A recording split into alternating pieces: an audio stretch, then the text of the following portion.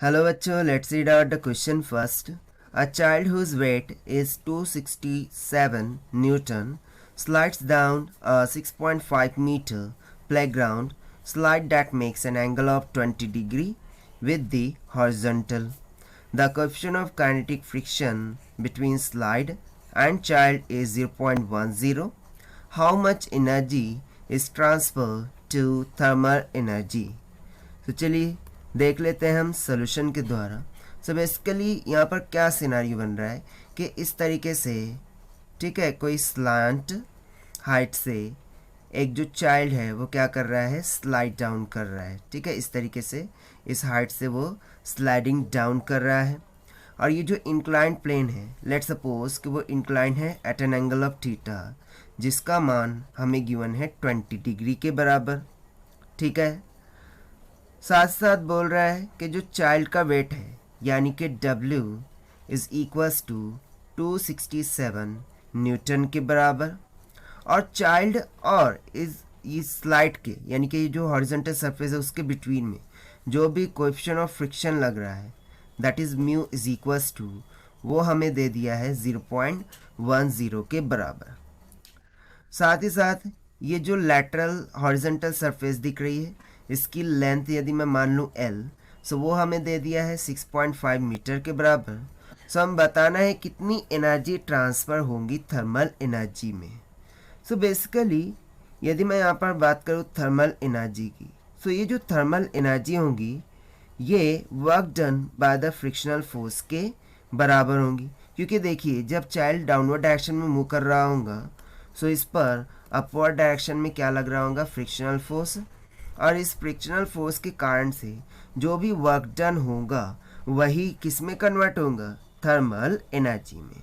सो यहाँ पर हम सिंपली की कॉन्सेप्ट में क्या लिख सकते हैं, दैट इज की कॉन्सेप्ट में हम लिख सकते हैं कि जो भी थर्मल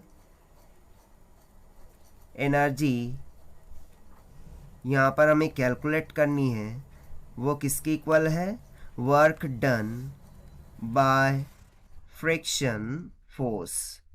वो किसकी इक्वल है, work done by the friction force.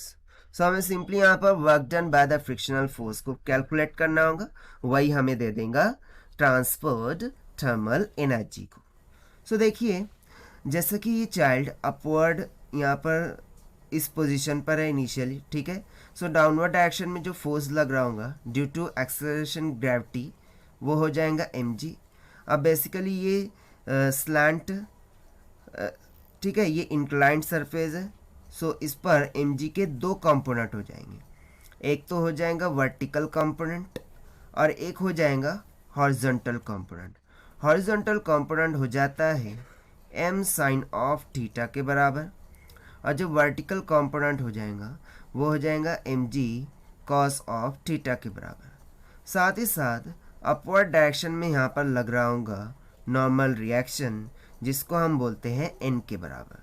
तो सबसे पहले तो यदि मैं यहाँ पर न्यूटन्स लॉ के अकॉर्डिंग जाऊँ, सो इक्विलिब्रियम कंडीशन में जो वर्टिकल फोर्सेस होंगी वो एक दूसरे को बैलेंस करेंगी, यानी कि n इज इक्वल्स टू मिल जाएगा mg कॉस ऑफ थीटा के बराबर।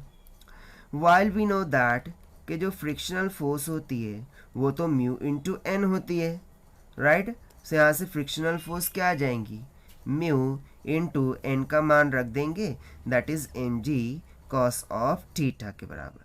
ये आ गया हमारे पास फ्रिक्शनल फोर्स का मान।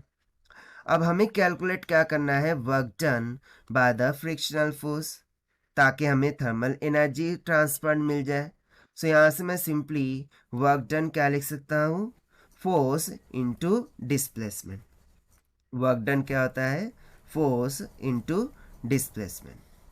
ना यहाँ से देखिए जो work done by frictional force हो रहा है this will be equals to, force क्या लग रही है, फोर्स लग रही है फ्रिक्शनल फोर्स जिसका मान हमने कैलकुलेट करके रखा है mu mg cos of theta के बराबर मल्टीप्लाई बाय, अब वो डिस्प्लेसमेंट कितना कर रहा है। सो देखिए टॉप पोजीशन से वो यहाँ पर ग्राउंड पोजीशन पर आएगा, सो टोटल डिस्टेंस कितना कवर करेगा L। सो यही तो हो जाएगा उसका डिस्प्लेसमेंट, दैट इज L। सो सभी की सभी वैल्यूज हमें यहाँ पर गिवन है, सब्स्टिट्यूट कर देंगे। So work done by frictional force will be equals to mu का मान हमें गिवन है 0.10 मल्टीप्लाई बाय ना यहाँ पर एम जी की वैल्यू हम क्या रखेंगे. सो बेसिकली डब्ल्यू बराबर क्या होता है एम जी.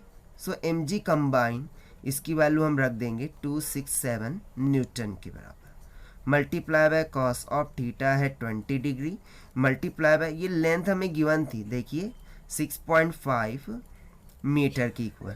सो जब हम इसे सॉल्व करते हैं सो work done by frictional force कितना निकल के आ जाएगा 163.08 जूल के बराबर. और जैसा कि हमने कंसेप्ट में लिखा था यही क्या है ट्रांसफर्ड थर्मल एनर्जी है. सो यहाँ से हम सिंपली बोल देंगे कि जो ट्रांसफर्ड थर्मल एनर्जी है this will comes out to be 1.63 into 10⁻² joule के बराबर. और यही हो जाएगा हमारा फाइनल आंसर जो कि हमने सॉल्व किया है by using the concept thermal energy is equals to the work done by the frictional force. So this is the required solution. I hope you understood it well. Best of luck. Thank you.